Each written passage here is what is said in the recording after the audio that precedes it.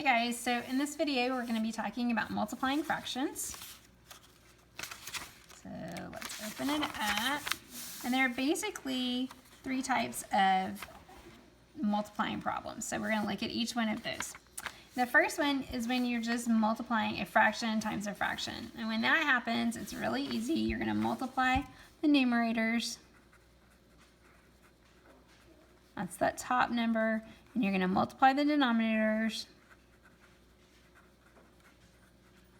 That's that bottom number. And then you'll simplify. And hopefully you've heard our little rap, multiplying fractions ain't no problem, top times the top, bottom times the bottom. That's what that's talking about. All right, so let's look at this first example. We're going to multiply 2 times 1 and get 2, 3 times 4 and get 12. And then our last step is to simplify. That's all that's left here. So these both need to be divided by 2. 2 divided by 2 is 1, 12 divided by 2 is 6. So my final answer is 1/6.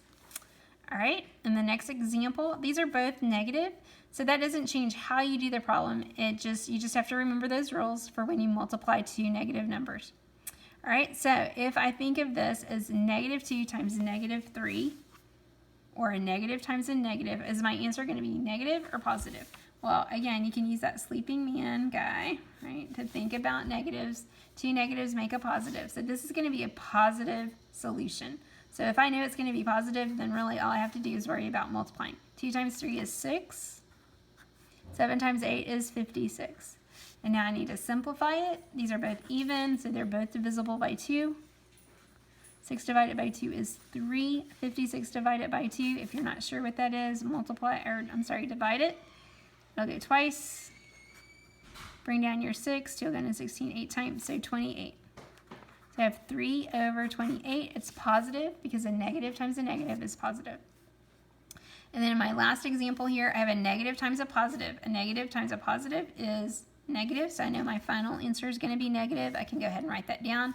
Or I can think of it as that negative being with the 3. So note, what is -3 times 2? -6. And then what is 4 times 9? 36. I always want to simplify. So 6 divided by 6 and 36 are both divisible by 6.